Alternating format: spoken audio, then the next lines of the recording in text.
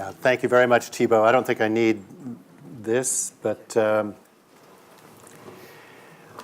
very honored to be here. Thibaut, I've always admired you, and it was you brought a lot of energy to what we did in the vineyards at Robert Mondavi back then.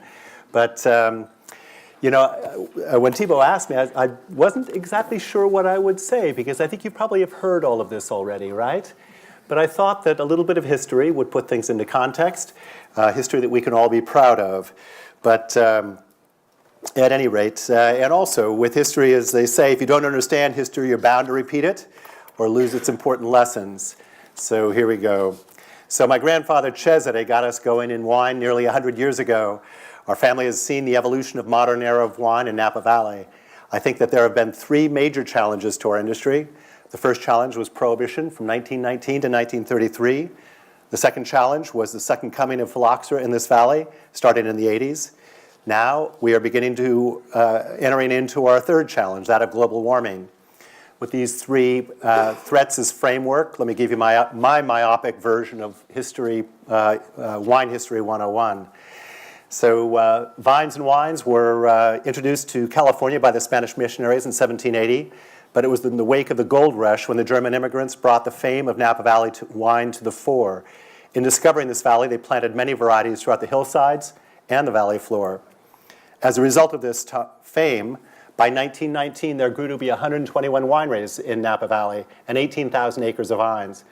Napa Valley wines were in their early heyday based on the natural bounty of this beautiful area, as shown in the excellence of the wines of the day and the then receptivity of the market.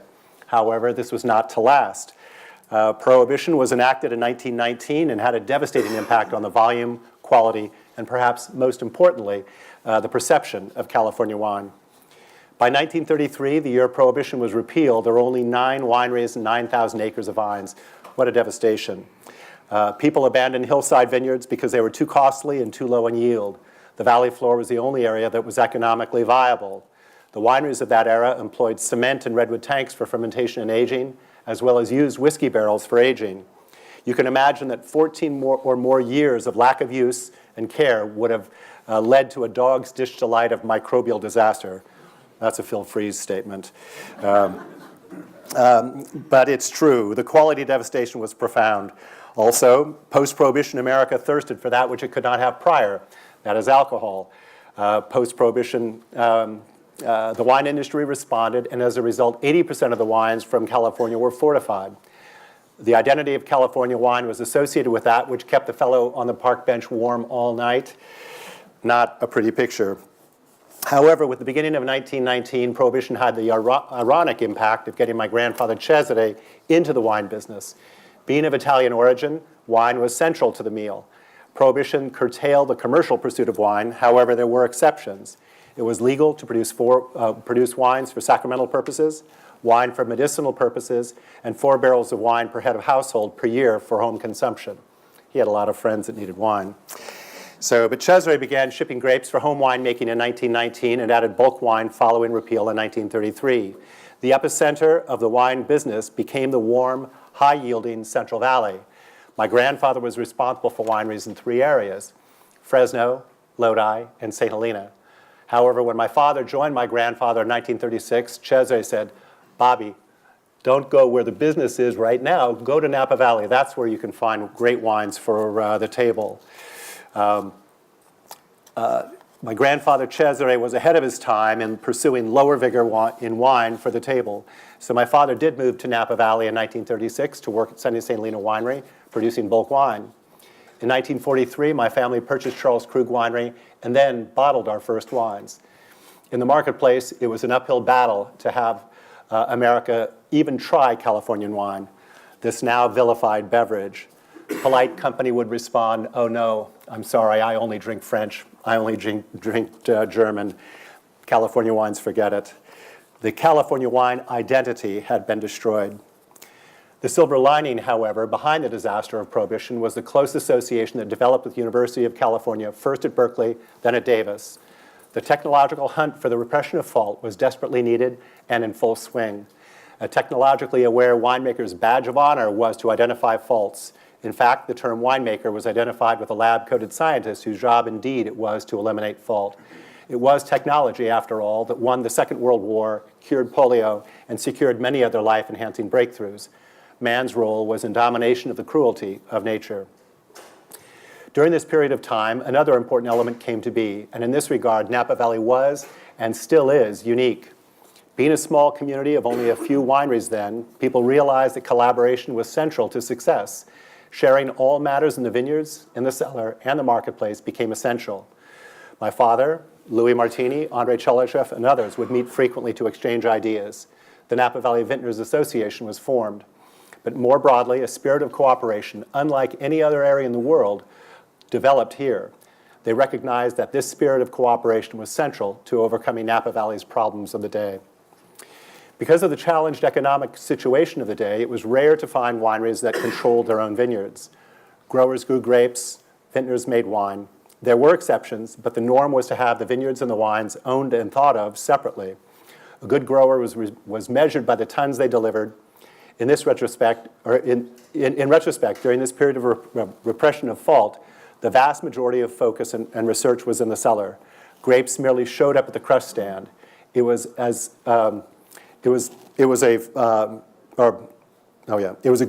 a good vineyard, there were lots of tons. Back at Charles Krug, the vineyard manager for my father, Alex Bianco, had a nickname, 10-ton Bianco. He would wink and say, sometimes I can get 12. True story. I was there when he told the story. But by the 60s, we had mostly achieved our broadest objectives, sound, fault-free wines. And given what had come prior, this was a major step forward. However, this led Baron Philippe to famously say that California wines were like Coca-Cola, sweet, commercial, and lacking soul. Stepping back, I would identify this next period, the 70s through the 2000s, as a period of enhancement of virtue. Enhancement of virtue, however, is far more difficult. In 1966, my father began Robert Mondavi Winery, the first modern winery to be built post-repeal with the goal of producing wines among the finest in the world. We were the 21st winery in Napa Valley. It's incredible to think, just 21 wineries at that time in 1966. Now we have over 500, something like that. Warren was there, he remembers. But he was the first to use exclusively stainless steel for fermentation and new French oak barrels and German ovals for aging. Off-cooperage, in his view, was the reason for the problems not only of California wine, but throughout the wine world. He also felt that the ossification of the old world traditions kept them from advancing. Unquestioning adherence to what had always been kept the old world old. By contrast, here in California, our tradition was wiped out by Prohibition.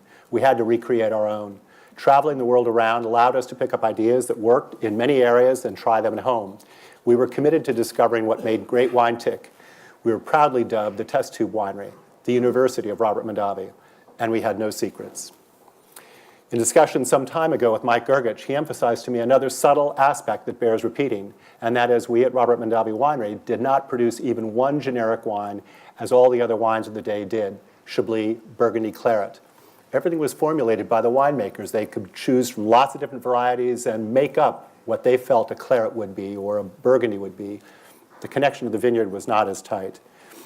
But with the varietal wines, the connection to the vineyard became stronger. In the 70s, we began to look at the vineyards through the lens of its wines, not only its yield. We began to look at different sites differently and began to realize that focusing on the vineyards would begin to open the next chapter in quality advancement of the Napa Valley. This coincided with the second coming of phylloxera in the 80s that shook the entire community and brought us together to focus far more seriously on the vineyard than ever before. We could no longer replant as we always had done.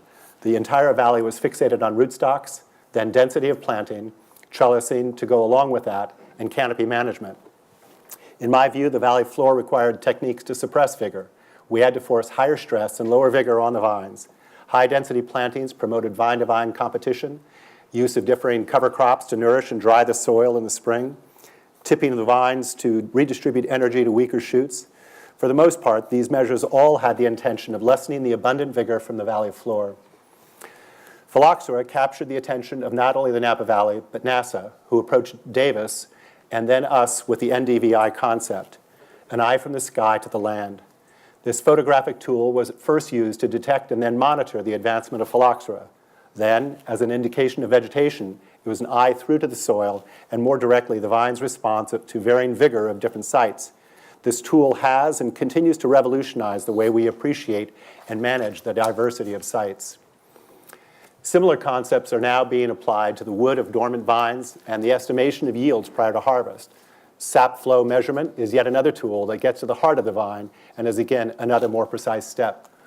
I think Thibaut has a little bit to do with that, I think. We're beginning to recognize what the monks of Germany and Burgundy knew so long ago, that the understanding of site or terroir is central to the advancement of wine as art. Today, we are gardening vine by vine. Understanding this in a minute way has helped us dramatically. You're all aware that at the end of 2004, Robert Mondavi Company was taken over. For our family, this was an incredible disruption beyond belief. It did, however, give me the opportunity to reflect upon what my family has been able to achieve over 3 generations and what I had personally been involved with in my 30 full-time years at Robert Mondavi. In our travels around the world to discover what made great wine tick, we developed friendships with many and partnerships with a few of the greatest winemakers of the world. I've been exposed directly to the vineyards and winemaking in Bordeaux with Baron Philippe de Rothschild at Mouton Rothschild as I participated in the development of Opus One. Our association in Tuscany with the Frescobaldi family in our development of Luce and Montalcino, as well as understanding the vineyards and wines of Ornellaia and Maceto in Bulgari. In Chile, we worked with Eduardo Chadwick to develop Senya in the Aconcagua Valley and Arboleda in the Colchagua Valley. In Australia, we worked with the Oatley family at Rosemont for a brief time. You know, what an incredible opportunity I've had. All of these experiences have emphasized to me that the single most important thing in wine is the site in which it grows and the persistent commitment to discover its secrets, both in the vineyards and in the cellar. My grandfather Cesare looked throughout California and brought us to Napa Valley. My father looked throughout the valley and brought us to Tocolon. I have brought my family to the hillsides. Perhaps this is the natural progression as our market has matured. Quality over the generations has grown. Continuum, and these slides are all taken up at our property. Continuum is my commitment, along with my sister, our families, and our team, to carry on with the best of what my family stood for. After years of searching and great luck, I was elated to secure the site for a Continuum estate. 173 acres of land, 58 are dedicated to vines, high above Oakville on the east side of the valley with southerly and westerly exposures, an area that I feel has the potential for growing wines that merit being recognized among the greatest in the world. This is expressed through 37 different blocks, first planted in 91 and 96, and now dedicated to 55% Cabernet Sauvignon, 25% Cabernet Franc, 15% Petit Verdot, and 5% Merlot, each for the purpose of developing one complex wine whose job it is to take our family's long, proud history and ensure a bright future.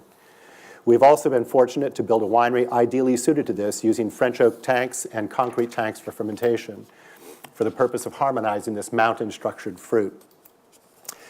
I've chosen to call our estate Sage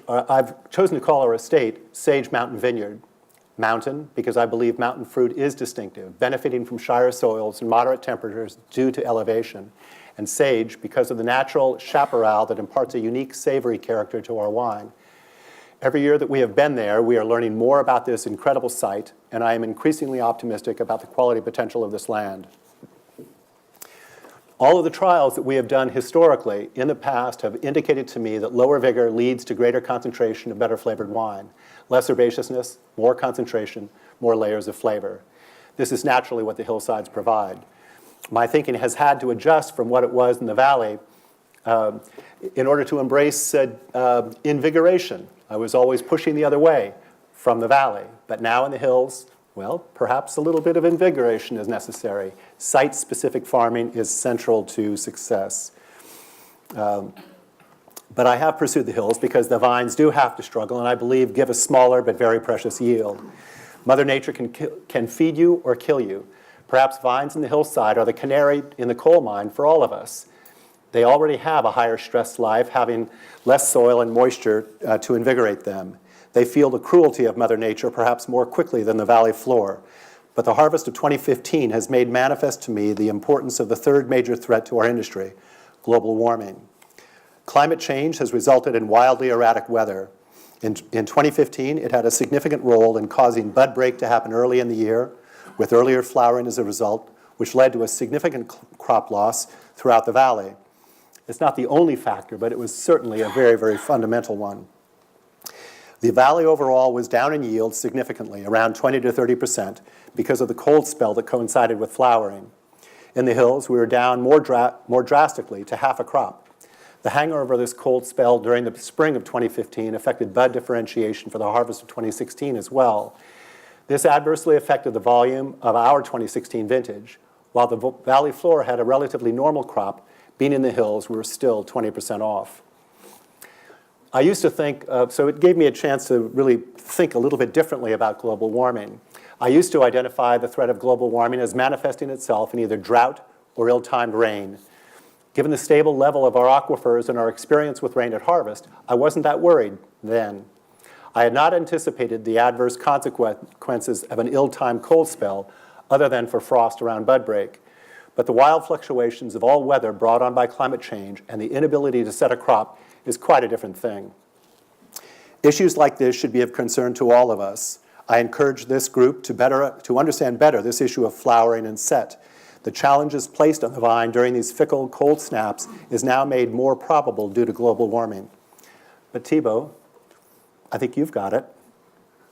Fruition is what it's all about, right? It is somehow. We need to understand the physiology of the vine well enough to ensure set even during the increasingly variable weather. We've had significant challenges in the past, and I'm confident that together we can address this concern as well. Technology and art, at their best, coexist. Our embracing of technology has allowed us first to dominate the problems of nature, and hopefully now align ourselves with its strength. This alignment needs to be enhanced today as we are facing the growing concerns of global warming. Wine has evolved to a level of art. I believe that there are many bests in great art and great wine. From the valley floor to the hills, we are making better wine today than ever before. Today, we are living better than kings of yesteryear, given the economic advancement, the ability to invest in technology, and the ability to appreciate the finer things in life. So I appreciate the philosophy of sharing information that is being done here, for this is the essence of advancement. The spirit of cooperation is central to our ongoing success. And looking back, it is incredible to me to see the tremendous advancement our interest has made, that we collectively have made in such a short time of the American wine scene. And the future is incredibly bright. So Thibaut, I'd like to applaud you for this conference and applaud you for bringing us all together to share this information that is fundamental to advancement, and appreciate your taking it to many parts of the world, and we will all benefit. So thank you.